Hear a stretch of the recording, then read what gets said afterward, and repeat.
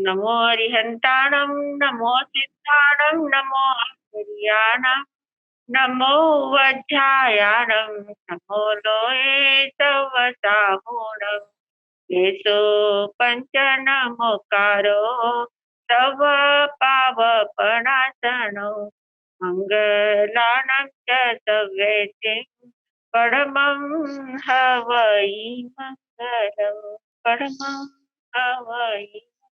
श्रीमिंदर स्वामी महाराज आपकी आज्ञा, भगवान आपकी आज्ञा, गुरु गुरुनी जी महाराज आपकी आज्ञा, नंदी सूत्र का अर्थ करने की आज्ञा चाहते हैं। हाँ जी, हम लोगों ने आचारांग सूत्र, अंग सूत्र जो है उसका वर्णन हम देख रहे हैं। अंग सूत्र में परसों पहला अंग देखा था, आचारांग सूत्र। इससे पहले ये कहना है कि हमने जब कालिक सूत्र देखा था, 6 तारीख को शायद कालिक सूत्र हमने देखा था। कालिक सूत्र का जब विवेचन चल रहा था तो उसमें मैंने कहा था कि पहले और चौथे प्रहर में कालिक सूत्र पढ़ा जाता है ना। पहले और चौथे प्रहर में पढ़ा जाता है, पर बोलते बोलते मेरा मुंह से क्या निकल गया था, सूर्यास्त के बाद 3 घंटे बोलना था तो 3 प्रहर निकल गया था। 3 घंटे के बाद 3 घंटे तक चलता है, सूर्यास्त के बाद 3 घंटे और सूर्योदय के पहले 3 घंटे तक चलता है। मतलब एक एक 3 घंटे का एक प्रहर होता है ना, तो एक प्रहर बोलना था। हाँ, तो एक प्रहर बोलना था तो 3 प्रहर बोल दिए थे, तो 3 घंटे चाहिए थे, 3 प्रहर बोले गए थे, स्लिप ऑफ टंग हो गया था। तो वो वहां थोड़े सा ध्यान से सुन लेना वापिस। आज हम देख रहे हैं सूर्य गणांग सूत्र, सूत्र कृतांग सूत्र। सूत्र कृतांग सूत्र ये दूसरा अंग है, और दूसरे अंग में अंग सूत्र हमने देखे थे। अंग सूत्र किसे कहते हैं ये पता है हमको, गणधर द्वारा जो रचित होते हैं, तीर्थंकर जो प्ररूपणा करते हैं, गणधर जिनकी रचना करते हैं, वे अंग सूत्र कहलाते हैं। तो ऐसे अंग सूत्र 11 है, 12 अंग है ऐसे तो, पर अभी हमारे पास उपलब्ध 11 अंग है। तो 11 अंग में हम देख रहे हैं दूसरा सूत्र कृतांग सूत्र, सूर्यगणांग सूत्र। अब उसका पहले गाथा ले लेते हैं, बाद में उसका अर्थ करेंगे। से किंतम सूर्यगणे सूर्यगणेनम लोये सुयुज्यई अलोये सुयुज्यई लोया लोये सुयुज्यई जीवा सुयुज्यन्ति अजीवा सुयुज्यन्ति जीवा जीवा सुयुज्यन्ति ससमय सुयुज्यई पर समय सुयुज्यई ससमय पर समय सुयुज्यई सूर्यगणेनम असि यस्य क्रियावायी सयस्य चौरासीये अक्रियावायिनम सत्तठिये अन्नानीय वायिनम 32 वेणय्य वायनम चिन्हम 63 पासंडीय सयानम बूहम किच्चा ससमय ठाविजयी सूर्यगणेनम परिता वायना संखिजा अणुद्वारा संखिजा वेढ़ा संखिजा सिलोगा संखिजाओ निर्जित्यो संखिजाओ परिवत्यो सेनम अंगठयाये दिए अंगे तो सूर्यखंडा 23 अध्ययना 33 उद्देशन काला 33 समुद्देशन काला 36 पय सहस्राणि पयज्ञेनम संख्येजा अक्षरा अनंता गमा अनंता पंजवा परिता तसा अनंता थावरा शासय कड निबद्ध निकाया जीन पन्नता भावा आघ विजंती पन्न विजंती परु विजंती दंसिजंती निदंसिजंती उवदंसिजंती से एवं आया एवं नाया एवं विन्नाया एवं चरण कर्ण पर्वणा आघ विजयी चेतम सूर्यगणे। सूर्यगणे यानी क्या, सूत्र कृतांग सूत्र ये दूसरा अंग है। अब इस किंतम सूर्यगणे कृतांग सूत्र में किस विषय का वर्णन किया गया है, वो कौन सा सूत्र कृतांग सूत्र है, इस प्रकार प्रश्न पूछा गया है। सूर्यगणेनम लोये सुजयी अलोये सुजयी लोया लोये सुजयी। सूत्र कृतांग सूत्र में सूर्यगणेनम यानी सूत्र कृतांग सूत्र में लोये सुजयी यानी क्या, लोक के बारे में सूचित किया गया है। लोक जो हमने 3 लोक देखा था ना, संपूर्ण लोक का चित्र हमने देखा था, तो वो लोक के बारे में सूचित किया गया है, मतलब लोक की जानकारी दी गई है। अलोये सुजयी आलोक की जानकारी दी गई है, आलोक की जानकारी दी गई है। फिर लोया लोये सुजयी यानी लोक और आलोक की जानकारी दी गई है, लोक और आलोक की जानकारी दी गई है। फिर जीवा सुजयंती जीवों की जानकारी दी गई है। अजीवा सृजन्ति यानी अजीव की जानकारी दी गई है। जीव और अजीव तत्व। फिर जीवा-जीवा सृजन्ति, जीव और अजीव दोनों की जानकारी दी गई है। फिर ससमय सृजै, परसमय सृजै, ससमय परसमय सृजै। ससमय यानी स्वमत, अपना मत क्या है, मतलब भगवान महावीर स्वामी ने कौन से दर्शन की प्ररूपणा की है, कौन-सा मत उन्होंने स्थापन किया हुआ है, उसकी जानकारी है। परसमय यानी दूसरे धर्म वाले, दूसरे जानने वाले, जो दूसरे दूसरी मान्यता के मानने वाले जो लोग हैं, उनके बारे में भी सूचना दी गई है। और स्वसमय, परसमय यानी स्व और परसमय दोनों की सूचना, अपना और उनका मंतव्य कैसा है, उसमें कौन-सा कहाँ-कहाँ मतभेद है और कहाँ-कहाँ अ, स समानता है, इस प्रकार की सूचना दी गई है। तो सूचना दी गई मतलब उसकी जानकारी दी गई है। तो अब लोक के बारे में कहा गया है। लोक यानी संपूर्ण जो 3 लोक है, संपूर्ण सिद्ध शिला से लेकर 7वीं नरक तक, पूर्ण जो अपन परस्पर उपग्रह जीवा नाम का जो चित्र होता है अपना, उसको अपन लोक बोलते हैं। तो वो लोक का आकार है संपूर्ण। तो उस लोक में क्या-क्या है, 6 द्रव्य कैसे होते हैं, जहाँ तक 6 द्रव्य रहते हैं, वहाँ तक लोक रहता है। वो सारी जानकारी उसकी डिटेल में दी गई है। फिर अलोक, अलोक मतलब अलोक में सिर्फ आकाश होता है, अलोक में बाकी कुछ नहीं है, अलोकाकाश बोलते हैं उसको। तो लोक के बाहर का जो विश्व है, उसकी भी जानकारी वहाँ दी गई कि उस आलोक में क्या-क्या है, कैसा है, क्या उसका स्वरूप है, इस प्रकार उसकी जानकारी दी है। फिर लोयालोय सृजय, लोक और आलोक, लोक और आलोक में कौन-सी बातों की समानता है, तो लोक में भी आकाश है, आलोक में भी आकाश है। तो आकाश की दृष्टि से समानता है, पर बाकी की दृष्टि से असमानता है। तो लोकालोक की भी जानकारी सारी उसमें दी गई है, उस सूत्र कृतांग सूत्र में। फिर जीवा सृजन्ति, जीवा यानी जीव, आत्मा, आत्मा शुद्ध आत्मा का स्वरूप कैसा होता है, शुद्ध आत्मा के बारे में जानकारी दी गई है। जीवा सृजन्ति यानी शुद्ध आत्मा कैसी होती है, शुद्ध आत्मा में कौन-कौन से गुण होते हैं, कैसा उसका स्वरूप होता है, वो सारा जानकारी जीवा सृजन्ति में दिया है। फिर अजीवा सृजन्ति यानी जीव को छोड़कर जितने अजीव द्रव्य हैं, अजीव द्रव्य कौन-कौन से हैं? धर्मास्तिकाय है, अधर्मास्तिकाय है, आकाशास्तिकाय है, पुद्गलास्तिकाय है, काल द्रव्य है। ये पाँचों द्रव्य कैसे हैं? अजीव है। तो इन पाँचों द्रव्यों की पूरी जानकारी उसमें दी गई है, अजीवा सृजन्ति। और जीवा-जीवा सृजन्ति, और जीव और अजीव दोनों जहाँ मिलते हैं, मतलब जैसे हमारा शरीर अजीव है, उसमें हमारी आत्मा विराजमान है। तो जीव और अजीव दोनों का साथ हो गया है, संपर्क दोनों का आ गया है, दोनों का संबंध आ गया है। तो जीवाजीव यानी शरीर और आत्मा दोनों का साथ, मतलब सजीव सृष्टि जो कहते हैं हम, सजीव सृष्टि मतलब जीव सहित जो सृष्टि है, जहाँ-जहाँ भी जीव है, जिस-जिस शरीर में जीव है, तो शरीर और सजीव शरीर और आत्मा की एक एक रूपता जहाँ-जहाँ पर है, उसकी जानकारी दी है, उसको जीवा-जीव सृष्टि कहते हैं, जीवा-जीव सृजन्ति। जीव और अजीव दोनों का वर्णन वहाँ पर किया गया है। फिर ससमय यानी भगवान महावीर ने जो सिद्धांत कहे हैं, अनेकांतवाद कहा है, साधवाद कहा है, मतलब अहिंसा 3 सिद्धांत भगवान के ज़्यादा महत्वपूर्ण है। एक है अहिंसा, दूसरा है अपरिग्रह, तीसरा है अनेकांतवाद। तो ये तीनों सूत्र, तीनों जो सिद्धांत है, इन तीनों सिद्धांत की प्ररूपणा व्यवस्थित की गई है कि कैसे-कैसे भगवान के सिद्धांत है, वो ससमय सुविजय में आता है। फिर पर समय सिज्जै में अन्य तीर्थिक लोग होते हैं, अन्य मत वाले लोग होते हैं, अन्य धर्म वाले लोग होते हैं। उनकी मान्यताएँ कैसी-कैसी होती है, उनकी जो विचारधारा होती है, वो कैसी होती है, वो आत्मा के बारे में क्या सोचते हैं, परमात्मा के बारे में क्या सोचते हैं, सृष्टि के बारे में क्या सोचते हैं, उनके जो-जो भी मान्यता होती है, उस मान्यता का वर्णन पर समय सुविजय में दिया गया है। फिर ससमय, परसमय स्विजय। ससमय और परसमय मतलब स्वमत और परमत दोनों की कहाँ-कहाँ मत भिन्नता है और कहाँ-कहाँ एकरूपता है, कहाँ-कहाँ एकता मानते हैं। तो इस प्रकार उसका पूरा अवलोकन वहाँ पर किया गया है, स्वसमय और परसमय में। तो इस प्रकार इस सूत्र में महत्वपूर्ण विषय स्वसमय, परसमय और स्वसमय, परसमय का है। तो इसमें ये बातें बताई गई है कि परसमय यानी दूसरे जो मान्यता वाले लोग हैं, उनके कितने भेद हैं और कैसे-कैसे मान्यता वाले हैं। तो उसका आगे बताया है, सूयगणेनम असीयस्य क्रियावाईसयस्य।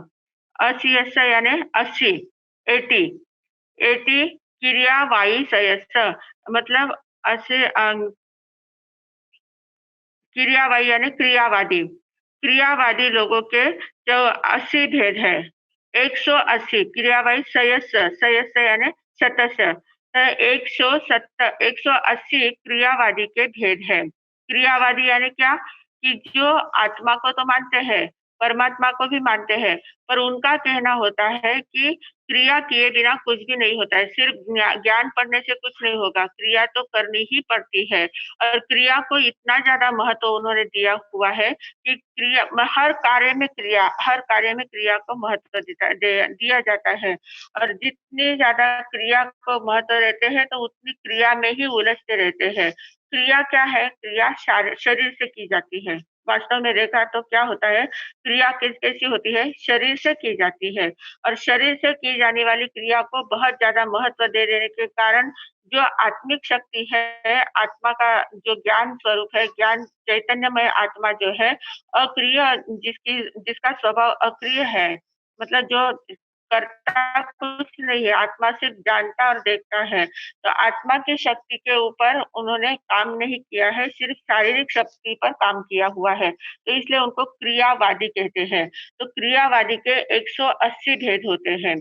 तो मतलब 180 प्रकार के लोग जो है वो क्रियावादी को मानते क्रिया को ज़्यादातर मानते हैं। फिर क्रियाओं में भी कौन-कौन सी क्रिया को कौन-कौन प्राधान्यता देते हैं।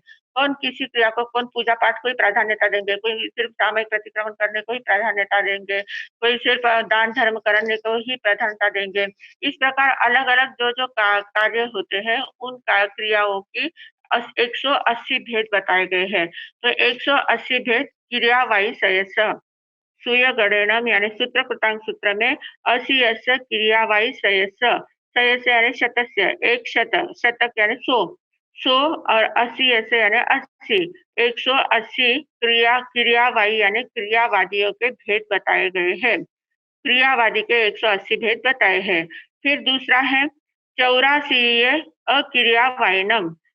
84 यानी 84, 84 अक्रियावादी के भेद बताए हैं। अब क्रियावादी एक है, क्रियावादी एक तत्व है जो क्रिया ही करने में सब कुछ मानता है, क्रिया करने में ही धर्म मानते हैं, क्रिया के अलावा कुछ नहीं है, इस प्रकार उनकी मान्यता होती है, वो क्रियावादी हो गए। दूसरे हैं अक्रियावादी। अक्रियावादी यानी क्या? कि वो बोलते हैं कि क्रिया कुछ भी नहीं करनी है, सिर्फ शांत बैठे रहना है, कुछ भी नहीं करना है, कुछ भी नहीं करना यही धर्म है। अक्रियावाद, कुछ भी करने को वो प्रधानता देते ही नहीं, मान्यता देते ही नहीं है। तो अक्रियावादी वाले भी ऐसी मान्यता वाले बहुत लोग हैं। सिर्फ पढ़ना, पढ़ना, पढ़ना यानी सिर्फ ज्ञान करो, ज्ञान करो, ज्ञान करो, बाकी कुछ नहीं करना है। क्रिया कुछ भी नहीं करना है, न पूजा करना है, न पाठ करना है, न सामयिक, न प्रतिक्रमण करना है, न दान देना है, न कुछ भी नहीं करना है। सिर्फ जैसे अपने अपना जीवन जैसे जीना है, मज़े से वैसे जीवन जियो और कुछ भी मत करो, सब कुछ अपने आप होता रहेगा। और क्या मतलब बाहर का जो लोक-आलोक वगैरह ये सारी बातें उनके इसमें आती ही नहीं है। कुछ भी नहीं करना, सिर्फ शांत रहना और आनंद से रहना, ऐसी उनकी मान्यता होती है। तो जो अक्रियावादी होते हैं, क्रिया बिल्कुल भी नहीं करना है, क्रिया न करने में उनको म क्रिया न करने में ही उनको सार्थकता लगती है। वही उनका मेन उनका उद्देश्य वही होता है। तो इनके 84 भेद होते हैं। जो अक्रियावादी जो होते हैं उनके 84 भेद हैं। क्रियावादी के कितने थे? 180 भेद। हाँ, और अक्रियावादी के 84 भेद हैं। फिर हाँ, फिर सततथ्य अन्नानीय वाइनम। अन्नानीय वाइनम यानी क्या? अज्ञानवादी। अज्ञानवादी जो लोग होते हैं उनके तथ्य यानी 67 67 भेद होते हैं अज्ञानवादियों के। तो अज्ञानवादी जो होते हैं वो बोलते हैं कि ज्ञान प्राप्त करना मतलब दुःख का कारण होता है। हमें बहुत ज़्यादा जानकारी मिल जाती है, फिर हम उसमें उलझ जाते हैं और उसमें उलझने के कारण से हम अपने आप को भूल जाते हैं, कुछ भी ध्यान में नहीं आता है।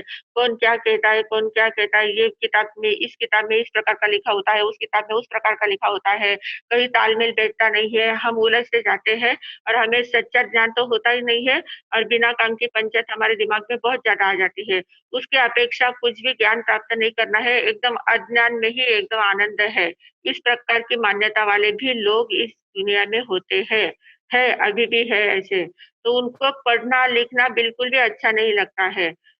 हम लोग देखते हैं बहुत से ऐसे आदिवासी जमात के लोग होते हैं, वो अपने बच्चों को भी नहीं पढ़ाते हैं, स्कूल में जल्दी भेजते नहीं हैं। बोलते हैं कि स्कूल में भेजेंगे, बच्चे पढ़ेंगे तो वो बिगड़ जाएँगे, हमारे रहते ही नहीं है।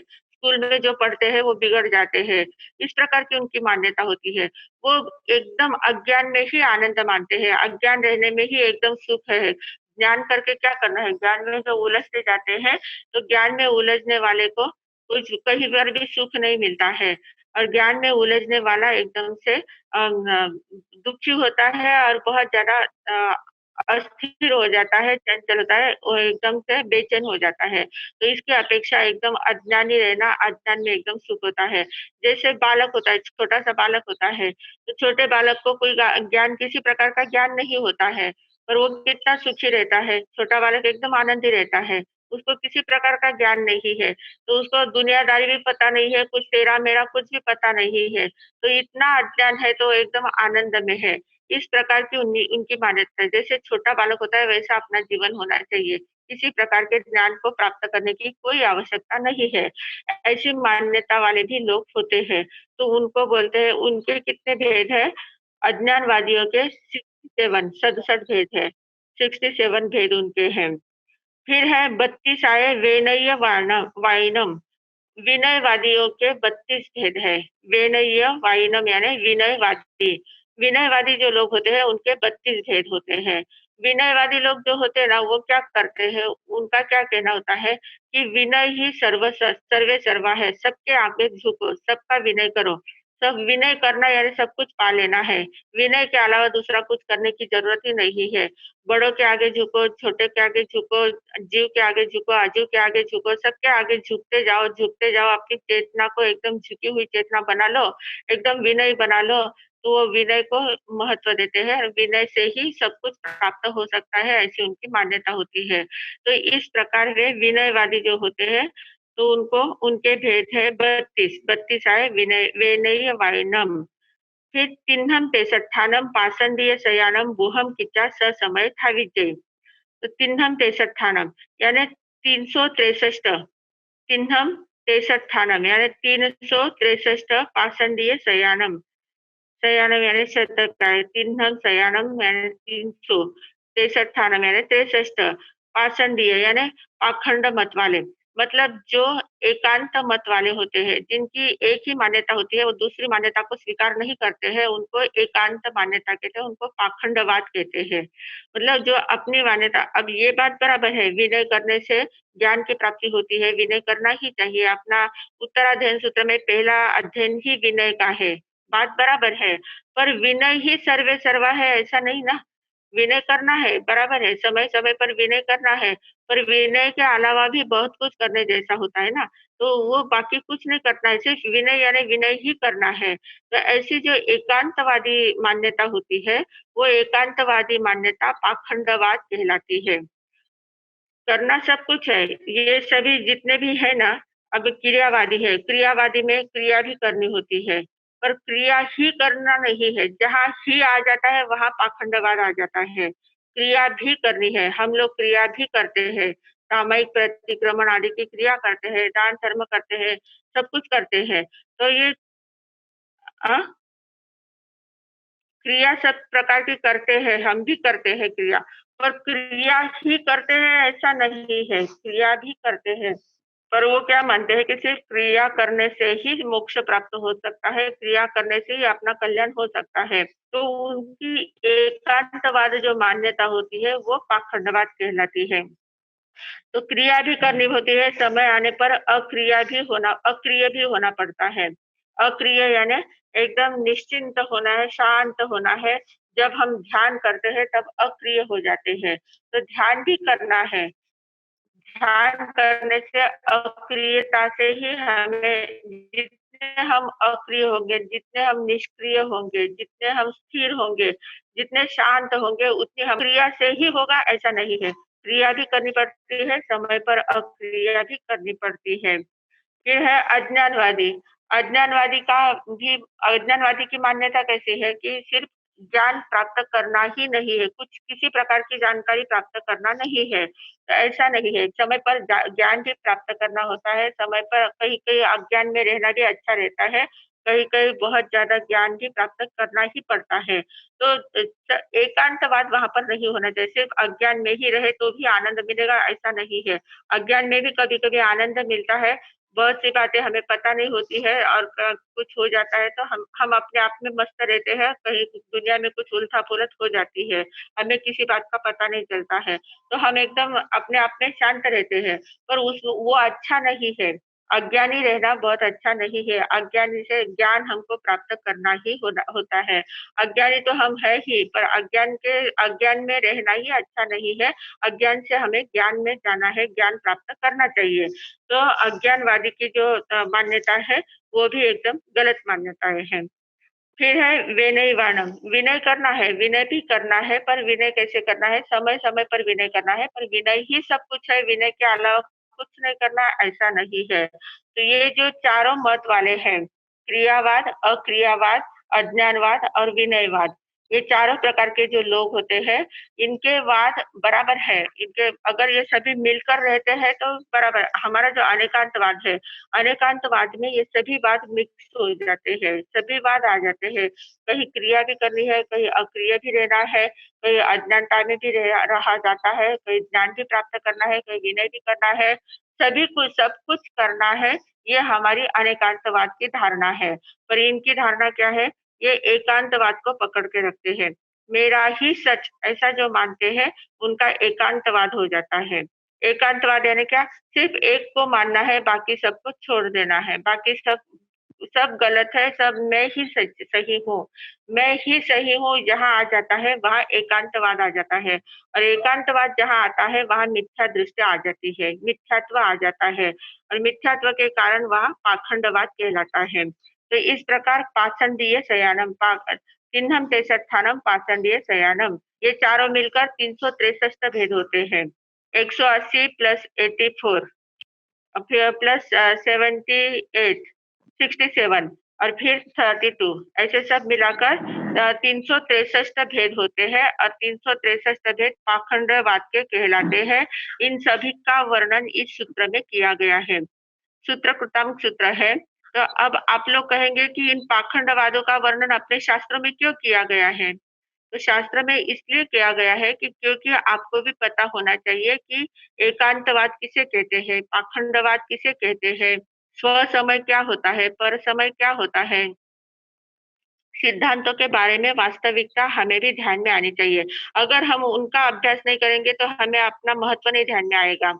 तो सभी सर्वांगीण अभ्यास करने के लिए, सभी दृष्टियों से जानने के लिए इस शास्त्र में इसका वर्णन किया गया है कि ऐसे-ऐसे मान्यता वाले भी लोग होते हैं और ऐसी मान्यता वाले लोग होते हैं, उनको बदलना बहुत मुश्किल हो जाता है। उनकी मान्यता इतनी दृढ़ हो जाती है, इतनी पक्की हो जाती है कि वो अपने आप को बदल नहीं सकते हैं, अपने आप को चेंज नहीं करते हैं। और जो चेंज कर लेते हैं, वो तो सन्मार्ग में आ जाते हैं।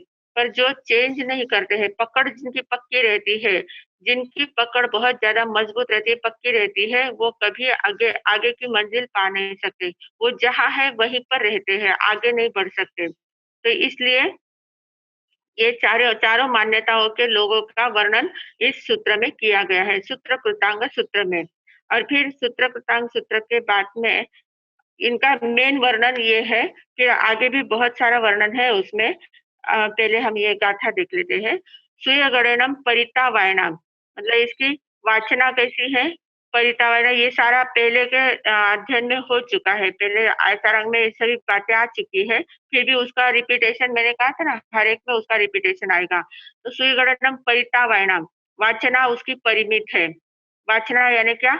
जो गुरु शिष्य को पढ़ाते हैं, जो वाचना देते हैं। अमुक-अमुक पाठ इतना आज इतना पढ़ाया, कल इतना पढ़ाया, रोज का जो पढ़ाने का परिमाण उनका होता है, उसको वाचना बोलते हैं।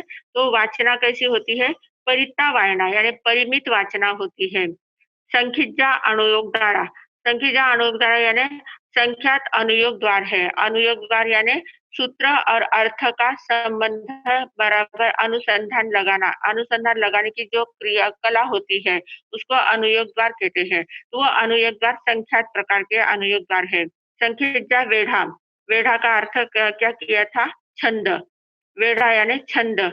हाँ, तो संख्यात छंद है। संख्यात शिलोगा यानी श्लोक है। श्लोक यानी जो गाथाएँ होती है उसको श्लोक बोलते हैं, तो वो श्लोक संख्यात है।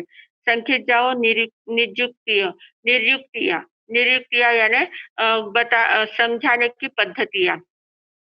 जो शास्त्र है उसको समझाने की, उसका विश्लेषण करने की जो पद्धतियाँ होती है, वे संख्यात है। और संखित जाओ परिवर्तियों, संख्यात प्रकार की प्ररूपणा करने की पद्धतियाँ उसमें बताई गई है। फिर सेनम अंगठयाय बीए अंगे, यह अंग सूत्र के दूसरा अंग है। अंगठयाय यानी अंग सूत्र में ये बीए अंगे यानी दूसरा अंग है। बीए यानी दूसरा, दूसरा अंग है। फिर दो सुयखंडा, इसमें दो श्रुत स्कंध है। दो श्रुत स्कंध है, 23 अध्ययन है। इसके सूत्र कृतांक सूत्र के अध्ययन कितने हैं? 23 अध्ययन है। फिर 33 33 उद्देशन काल है। 33 यानी 33 उद्देशन काल है और 33 समुद्देशन काल है। 33 समुद्देशन काल है। 36 पय सहसाइम पय ज्ञानम यानी 36,000 पद है। 36,000 पद इसमें बताए गए हैं। 36 पय सहसाइम पय ज्ञानम, तो 36,000 पद इसमें बताए गए हैं। फिर संखिजा अक्षरा, संख्यात अक्षर है। अनंतागमा यानी उसका अर्थ अनंत है। अक्षर अक्षर थोड़े होते हैं, उसका अर्थ बहुत ज्यादा होता है। दीप में अर्थ, एक में बहुत ज्यादा अर्थ निकलते जाता है। तो अर्थ अनंत प्रकार के हैं और संख्यात अक्षर कितने हैं? संख्यात ही है। संखिजा अक्षरा अनंतागमा, अनंता पज्जवा, अनंत पर्याय है। अक्षरों की पर्याय भी अनंत होती है। परिता तसा अनंता स्थावरा, त्रस कितने हैं? सीमित होते हैं। त्रस जीव सीमित होते हैं, स्थावर जीव अनंत होते हैं। वैसे ही जैसे त्रस जीव थोड़े से होते हैं और स्थावर जीव बहुत ज्यादा होते हैं। स्थावर यानी पृथ्वी, पानी, अग्नि, वायु, वनस्पति संपूर्ण लोक में व्याप्त होते हैं। स्थावर जीव बहुत ज्यादा है और त्रस जीव कितने हैं? सिर्फ त्रस नाड़ी में रहने वाले त्रस जीव होते हैं। तो वो त्रस जीव थोड़े से है, स्थावर जीव अनंत होते हैं। वैसे ही अक्षर थोड़े होते हैं और उसके अर्थ अनंत होते हैं। उसके साथ उसका संबंध बताया गया है। शास्त्र कड़ा निबद्ध निकाया, शाश्वत और कृतक ऐसे निबद्ध निकाया मतलब जो लोक में जो जो बातें स्वाभाविक है, जिनको बनाया नहीं जाता, जो नैसर्गिक बातें होती है और जो बनाई हुई बातें होती है, अनैसर्गिक बातें हैं, उन सभी का वर्णन वहाँ पर निबद्ध निकाया यानी उनका सभी संबंध वहाँ पर बताया गया है। जिन प्रणता भावा, जिन प्रणता यानी जिनेश्वर भगवान के द्वारा प्ररूपित किया गया है। भावा आघ विजयंती, आघ विजयंती, पर्ण विजयंती, पर विजयंती, दंश विजयंती, निर्दंश विजयंती, वदंश विजयंती, इनका सबका अर्थ एकदम अच्छे से ध्यान में आ गया ना आपके? आघ विजयंती यानी सामान्य रूप से कहा गया है। पर्ण विजयंती यानी विशेष रूप से उसको नाम वगैरह देके बताया गया है। पर विजयंती यानी विस्तार से बताया गया है। दंश विजयंती यानी उपमा वगैरह देके बताया है। निदंश विजयंती यानी दृष्टांत देकर बताया है। और वदंश विजयंती यानी क्या? हाँ, शंका का, पूरी शंका का निरसन करने के करके बताया गया है। तो से एवं आया, इस प्रकार ये सूत्र कृतांक सूत्र जब हम पढ़ते हैं तो उसमें एक रूप हो जाते हैं, आत्मसात कर लेते हैं। आया यानी आत्मसात करना। से एवं नाया, इससे हम ज्ञात होते हैं, मतलब हमें जानकारी मिल जाती है कि इसमें कौन कौन से बातों का वर्णन किया गया है, कैसे कैसे इस सूत्र का अर्थ है ये। और एवं विन्याया विशेष रूप से ज्ञात होता है। विन्याया यानी विज्ञाता, विशेष रूप से हम ज्ञात करते हैं, सभी जानकारी को प्राप्त कर लेते हैं। एवं चरण करण पर्वणा आघविजयी सेतम सुयगढ़, इसमें आचरण करने योग्य क्या है, स्थायी आचरण करने योग्य क्या है, करने योग्य क्या है, इन सभी की प्ररूपणा करने के बाद कर किया गया, इस सूत्र में किया गया है। तो सेतम सुयगढ़, इस प्रकार सूत्र कृतांक सूत्र का वर्णन हमने देखा है। तो ये जो सूत्र कृतांक सूत्र है, इसमें ये सभी बातें तो है ही, इसके अलावा बहुत कुछ बातें इसमें हैं। इसका ये इसमें 2 श्रुत स्कंद है। सूत्र स्कंद में ये सभी अज्ञानवादी, विनयवादी, क्रियावादी, अक्रियावादी इन सभी का वर्णन पहले श्रुत स्कंद में कर दिया है। फिर दूसरा जो जो श्रुत स्कंद है, तो उसमें जो दूसरा श्रुत स्कंद है, उसमें खंडन मंडन की बात चलती है। मतलब जिनकी जो मान्यताएं होती है कि कोई मानता है जीव और शरीर एक ही होता है, 2 अलग-अलग तत्व नहीं है। ऐसी मान्यता वाले भी बहुत सारे लोग होते हैं। जीव और शरीर के अलग नहीं है, एक ही होता है। तो उनको फिर बताया जाता है कि कैसे जीव अलग है, शरीर अलग है। जब मृत्यु हो जाती है तो जीव शरीर में से जब आत्मा निकल जाती है तो कैसा शरीर वही रहता है, पर वो निश्चेष्ट रहता है, वो कुछ कर नहीं सकता, उसको पार्थिव शरीर कहते हैं। तो जीव अलग है तभी वो अलग उससे हुआ है, तभी शरीर की ये हालत होती है। तो इस प्रकार उसकी खंडन खंडन मतलब उसका खंडन, उनकी जो मत होता है, ये जो वाद विवाद चलता है ना, उसमें क्या होता है, एक व्यक्ति अपने विचार रखता है सामने, और उस विचार को दूसरा व्यक्ति खंडित करता है कि आपका ये विचार बराबर नहीं है, सही नहीं है, इसको ऐसा होना चाहिए। तो इस प्रकार इसको खंडन और मंडन बोलते हैं। खंडन करना और फिर अपनी बात को मंडित करना। तो उनकी बात को खंडित करना, अपनी बात को मंडित करना, इसको खंडन और मंडन कहते हैं। तो इस खंडन मंडन की भाषा, इसमें बहुत सारे विषय इसमें आए हुए हैं। कोई मानते हैं कि ईश्वर ही जगत का कर्ता है, तो कैसे ईश्वर जगत का करता है, तो उसका उसका भी खंडन किया हुआ है। ईश्वर अगर जगत का करता है तो फिर ईश्वर को भी करने वाला कोई होना चाहिए। कैसे ईश्वर कर सकता है? और ये जो सारी सृष्टि निर्माण होती है, ये अगर ईश्वराधीन होती है, तो फिर ईश्वर ऐसे किसी को सुखी करता है, किसी को दुखी करता है, ऐसा भेदभाव ईश्वर के मन में कैसे हो सकता है? किसी को बहुत पैसे वाला बनाता है, किसी को एकदम निर्धन बना देता है, किसी को एकदम सुंदर बनाता है, किसी को एकदम कुरूप बना देता है। तो ये सब क्या है? ये क्यों होता है? ऐसा ईश्वर अगर सबको करता है तो फिर ऐसे भेदभाव क्यों करता है? इस प्रकार उसका खंडन करके अपनी बात को मंडित करते हैं कि ईश्वर का इसमें कोई हाथ नहीं है, ये सारा नैसर्गिक होता है और अपने कर्मों के अनुसार सब कुछ बनता जाता है। कर्माधीन होकर ही कोई सुखी होता है, कोई दुखी होता है। एक ही बाप के 2 बेटे होते हैं, एक बेटा एकदम श्रीमंत होता है और एक बेटे को खाने-पीने के भी लाले पड़े रहते हैं। मतलब एक कुछ भी कमा नहीं पाता और एक बहुत कुछ कमाता है। एक इतना सुंदर रहता है और एक एकदम कुरूप रहता है। तो ऐसी जो विभिन्नता जो होती है, वे वो विभिन्नता कर्म के अनुसार होती है। हर एक के अपने-अपने कर्म होते हैं और कर्म के अनुसार उसमें भेद आता है। बाकी ईश्वर वगैरह कोई कर्ता नहीं होता है। फिर नियतिवाद होता है कि सब कुछ नियति है। होने ही वाला है, सब कुछ होता है, अपने करने से कुछ नहीं होता है, पुरुषार्थ करने की कोई ज़रूरत नहीं है। जब जो होना है तब तो वही होके ही रहता है, तो फिर अपना पुरुषार्थ किस काम का? इस प्रकार मान्यता वाले भी लोग होते हैं। तो फिर उनको कहा जाता है कि नियति के अनुसार तो सब घटना घटती है, पर पुरुषार्थ की भी ज़रूरत होती है। अब जैसे किसी की शादी है, शादी की तारीख हमने तय कर ली है, तो शादी की तारीख तय होने के बाद शादी उस दिन होने ही वाली है। पर हमने सिर्फ शादी की तारीख तय करने करके और कह दिया कि नियति है, उस दिन उसकी शादी होने वाली है। तो इससे इससे काम हो जाएगा क्या? इससे शादी हो जाएगी क्या? बाकी पुरुषार्थ तो पूरा करना ही पड़ता है। पूरा तैयारी शादी की तैयारी करनी पड़ती है, सभी लोगों को बुलाना पड़ता है, पत्रिकाएँ छपवानी पड़ती है, सभी भोजन का आयोजन करना पड़ता है। सभी प्रकार का मतलब कितने प्रकार होते हैं शादी के, इतना सारा पुरुषार्थ करते हैं तब वो नियत समय पर शादी होती है ना? तो ऐसे एकदम सिर्फ कहने से थोड़ी हो जाएगा कि नियत समय पर होनी है तो हो ही जाएगी, ऐसा नहीं होता है, उसके साथ पुरुषार्थ की भी ज़रूरत होती है। तो इस प्रकार पुरुषार्थ और नियतिवाद का खंडन करके पुरुषार्थ को मंडन किया गया है। उसी के साथ फिर इस ये जो सूत्र कृतांग सूत्र है, उसका छठा जो अध्ययन है, उसमें भगवान महावीर स्वामी की स्तुति की गई है। भगवान महावीर स्वामी की स्तुति जो हम लोग पढ़ते हैं पुच्छी सुणम पढ़ते हैं ना? पुच्छी सुणम समणा माहणाय आगारिनोय परितिथियाय मालूम है क्या आप लोगों को? हाँ, तो ये पुच्छी सुणम जो पढ़ते हैं, ये पुच्छी सुणम सूत्र कृतांग सूत्र का छठा अध्ययन है।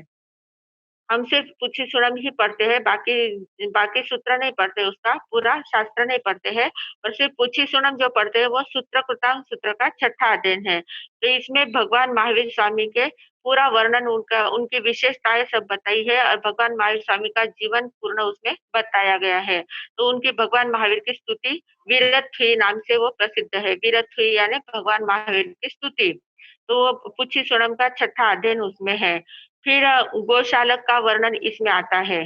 सूत्र कृतांग सूत्र जो है उसमें गोशालक का वर्णन गोशालक ये भगवान का पहला शिष्य था। मतलब पहले शिष्य मतलब कैसे वो साथ-साथ में चलता था, उनको बहुत अच्छे लगते थे भगवान, तो भगवान के साथ-साथ वो चलता था। पर वो क्या था, पहले शिष्य रूप में बहुत अच्छा रहता था, पर बाद में वो एकांतवादी बन गया था। बाद में वो भगवान के साथ ही वाद-विवाद करने लग गया था। उनका उसका आजीवक मत उसने स्थापन कर दिया था। मतलब ये जो नियतिवाद है ना, नियतिवाद का उसने स्थापना की थी कि जैसी नियति होती है वैसा ही होता है। ये नियतिवाद उसने किस पर से स्थापन किया था, उसने एक बार ऐसे ही भगवान के साथ विहार कर रहा था, भगवान महावीर के साथ वो विहार कर रहा था और रास्ते में चलते-चलते एक पौधा था। पेड़ का पौधा होता है ना, तो एक पौधा पड़ा हुआ था, तो उसने भगवान से पूछा कि भगवान आप जानते हो ये जो पौधा है, ये पौधा फूलने-फलने वाला है क्या? इसको फूल-फल लगने वाले हैं क्या? ये बड़ा होगा क्या? और इसको फूल-फल लगेंगे क्या? तो भगवान ने अपने ज्ञान में देखा और भगवान ने कहा कि हाँ, इसको तो लगने वाले फूलित पुष्पित होने वाला है ये। तो फिर उसने कहा कि अच्छा ऐसा है, फलित पुष्पित होने वाला है, तो ठीक है। उसने क्या किया वो पौधा उखाड़ के फेंक दिया, उखाड़ के डाल दिया और उखाड़ के डालने के बाद बोला कि अब कैसे पुष्पित और फलित होगा? और वो आगे चल गया। तो उसको भगवान को हराना था कि भगवान की वाणी को असत्य साबित करना था, इसलिए उसने ऐसा किया। और फिर थोड़े दिनों के बाद वो आगे विहार करके चले गए और फिर वापस थोड़े दिनों के बाद उनका वापस उसी रास्ते से विहार हुआ, वापसी में विहार हुआ उसी रास्ते से। और उसी रास्ते से विहार हुआ और उसने उसको बराबर याद था कि मैंने कहा पौधा उखाड़ के फेंका था। वो उसको बराबर याद था वो स्थान क्योंकि उसको देखना था कि भगवान ने कहा है कि ये पुष्पित फलित होने वाला है और मैंने तो उसको उखाड़ के फेंक दिया है, अब कैसे वो पुष्पित और फलित होगा? तो मैं फिर सिद्ध कर सकता हूँ कि भगवान की वाणी सही नहीं है करके। इसलिए वो वापस उस रास्ते से जब आ रहे थे, तो उसने बराबर उसी स्थान पर देखा। उसी स्थान पर देखा तो उसको एकदम आश्चर्य हुआ, क्या है वहाँ तो पौधा खड़ा है और एकदम फल-फूल लगे हुए हैं उसको। फिर उसने भगवान से पूछा कि भगवान ये कैसे हुआ? आपने कहा था पुष्पित फलित होने वाला है, फूल-फल लगने वाले हैं उसको आपने बोला था, पर मैंने तो उसको उखाड़ के फेंक दिया था, फिर ये कैसे वापस आ गया है? वापस कैसे उसको किसने बोया है वापस? तो भगवान ने कहा किसी ने बोया नहीं है, तुमने उखाड़ के वहीं पर डाल दिया था, उखाड़ के डाल दिया था और बाद में जब वापस वर्षा वगैरह हुई, तो वर्षा होने के कारण से वापस वो पौधा अंदर चला गया मतलब उसके जो रूट्स थे पौधे के जो रूट्स थे वो अंदर चले गए वापिस और वापिस वो खड़ा हो गया और खड़ा होकर उसको फल-फूल बराबर लग गए हैं। तो उसकी वो नियति थी इसलिए वो बराबर हो गया है। तो एकदम से इसने एक बात ध्यान में ले लिया, अरे! जो नियति में होता है वही होता है। इसी बात को उसने पकड़ लिया कि नियति ही सही है, बाकी पुरुषार्थ कुछ नहीं है। मैंने तो पौधा उखाड़ के फेंक दिया था, फिर भी ये फलित और पुष्पित हो गया है। मतलब इसकी नियति में फलित पुष्पित होना था इसलिए ये फलित पुष्पित हुआ है। तो इस प्रकार उसने अपनी एक मान्यता शुरू कर दी कि बस जो भी होता है नियति में होगा वही होगा, नियति के अनुसार ही होगा। हम कुछ कर नहीं सकते हैं, हम उसके कुछ उसमें कुछ बदल नहीं ला सकते हैं, हम उसका चेंज कुछ नहीं कर सकते हैं। इस प्रकार का उसने अपना एक मान्यता चला दी और भगवान को वो एकदम भगवान ने उसको बहुत समझाया कि ऐसा नहीं होता है, सिर्फ नियति पर ही मत रहो, नियति के साथ पुरुषार्थ की भी ज़रूरत होता है। पर उसने माना कि मैंने तो पुरुषार्थ किया था पर वो पुरुषार्थ तो फेल हो गया। आपकी नियति ने ही बराबर मान ली जय मिला ली है, तो नियति ही सही है। तो इस प्रकार वो आखिर में जाके भगवान के विरोध में हो गया था, गोशालक। गौशालक का वर्णन बहुत ज्यादा आता है। और फिर वो बहुत ज्यादा तपस्या करता, उसके भी काफी अनुयायी तैयार हो गए थे, उसने अपने शिष्य बना लिए थे और वो भगवान के विरोध में खड़ा हो गया था। तो फिर बाद में अंतिम समय में उसको रियलाइज हुआ वापस, गौशालक को भी अंतिम समय में रियलाइज हुआ कि नहीं, भगवान जो कहते हैं वही सत्य है, मैं कहता हूँ वह सत्य नहीं है।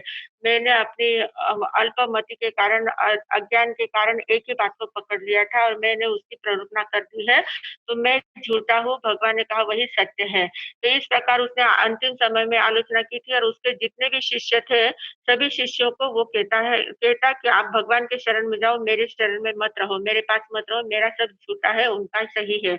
इस प्रकार उसने अंतिम समय में आलोचना भी कर ली थी। तो ऐसे गौशालक का सारा वर्णन इसमें सूत्रकृतांग सूत्र में आता है। फिर शाक्य भिक्षु, तापसों से हुए वाद विवाद, आर्द्र कुमार का जीवन, ये सारे अलग अलग अध्ययन उसमें आते हैं। फिर अंतिम अध्ययन जो है उसमें नालंदा में गौतम स्वामी एवं केडाल पुत्र उदक के साथ वार्तालाप हुआ था।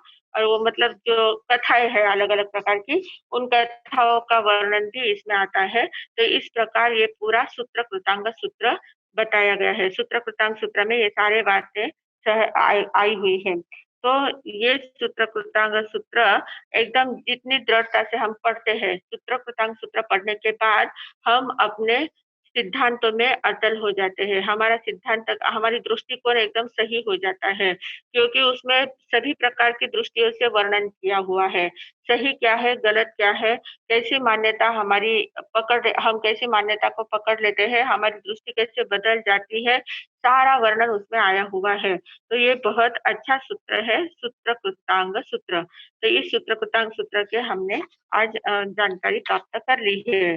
तो मुझे लगता है इससे आगे अगर चलते हैं तो फिर वो ज्यादा ये हो जाएगा, इतना बहुत हो जाएगा क्या आज के दिन। अब आपको किसी को कोई शंका हो तो वो पूछ लो। सुई गणांग में ये सारी बातें हमने देख ली है। बाळासाहेब, हाँ, मथानंदानी अबे आपलं नाव काय गेलंय तर अन्य मतवाला पण पुरं सगळं वर्णन इरामे हे या शास्त्र में। तर त्याच्या आगे समजा मुस्लिम लोक आहे किंवा ख्रिश्चन आहे किंवा अजून दुसरा कास्टा लोक आहे, तर ज्ञान झुको शास्त्र है वो इरा में यानी पहिलाच किए थे कि आपका ज्ञान में, म्हणजे केवल ज्ञान में देखना नहीं यानी इरा में लिखेलं है की का व्यानो व्यानो वेगळं तयार करेलं है आणि म्हणजे इरामून देखना नहीं, ईरामू देखने नहीं लिखे रहे। ये क्या होता है, जो अन्य मत वाले होते हैं ना, अब तो बहुत ज्यादा मत है, पहले मुख्यतः ये 4 मत वाले लोग होते थे, हुआ करते थे। भगवान महावीर ने जब भगवान महावीर स्वामी का जब शासन चल रहा था, विचरण कर रहे थे, उस समय की वर्तमान अवस्था जो थी वो उन्होंने बताई थी कि ऐसे ऐसे मान्यता वाले लोग होते हैं। तो वो उस समय 363 पाखंडी मत वाले थे, 363 मत वाले लोग वहां पर विचरण करते थे। और वो 363 जो मत वाले लोग थे, उनका वर्णन उन्होंने किया है कि कोई क्रिया में ही मानते हैं, कोई अक्रिया में ही मानते हैं, कोई अज्ञानता में मानते हैं, कोई सिर्फ विनय में मानते हैं। इस प्रकार के अलग अलग मान्यता वाले लोग होते हैं। और वो जो लोग होते हैं वो सिर्फ एकांतवाद होते हैं, इसलिए वो पाखंडवाद कहलाते हैं। अब ये मुस्लिम लोग जो है, क्रिश्चियन लोग है, ये तो बहुत बाद में हुए हैं, भगवान के समय में ये नहीं, ये लोग, इनका नहीं था, इनका उद्धार नहीं था या इनका उदय नहीं हुआ था। तो इसलिए इन लोगों की मान्यता का उसमें विषय ज्यादा नहीं आता है। पर ये जो पाखंडवाद जो बताए गए हैं, 363 पाखंडवाद कहे हैं, इनमें से ही एक में कहीं तो भी वो लोग भी बैठ जाते हैं। उनकी भी मान्यता इसी प्रकार की हो सकती है, इसमें ही वे कहीं तो भी फिट हो सकते हैं। सभी जितने भी पाखंडवाद है वो 363 में समाविष्ट हो जाते हैं। तो हाँ, सभी इसी में आ जाते हैं। तो सबकी अपनी अपनी मान्यता, जैसे अभी गौशाला का मैंने कहा कि उसने एक नियतिवाद को पकड़ लिया, तो ऐसे जो कोई शास्त्र, कोई भी बातें जिनके समझ में आती है, जिनके जीवन में कुछ घटनाएं घटित होती है, जिनको कुछ अनुभव आता है, तो वो उसी बात को सही मानते हैं और उसी बात की प्ररूपणा आगे करने लग जाते हैं। वही बात सही है, फिर उसी को पुष्टि देने वाली जो जो बातें हैं वो उसमें जोड़ते जाते हैं और उनका शास्त्र, उनका सिद्धांत तैयार कर लेते हैं। तो ऐसे आजकल तो बहुत ज्यादा पाखंडवाद चल रहा है, बहुत ज्यादा मान्यता वाले लोग होते हैं। और बहुत ज्यादा मान्यता वाले भी क्या करते हैं, वो अपनी अपनी बात को सही साबित करते हैं, बाकी सभी को झूठा साबित करते हैं। तो हमें क्या करना चाहिए कि सिर्फ मेरा ही सही है ऐसा नहीं करना है। मेरा भी सही है, तेरा भी सही, तेरी दृष्टि से तेरा सही है, मेरी दृष्टि से मेरा सही है। अनेकांतवाद इसी को कहते हैं। अनेकांतवाद सर्वांगीण दृष्टि से विचार करता है। तेरी दृष्टि से भी तुम जो जिस एंगल से तुम देख रहे हो वो एंगल से बात सही है, तुम जिस एंगल से देख रहे हो उनकी एंगल से वो बात सही है। हर एक के एंगल से अपनी अपनी बात सही होती है, क्योंकि दृष्टिकोण हर एक का अलग अलग होता है। एक ही वस्तु होती है, उसको देखने वाले अलग अलग लोग होते हैं।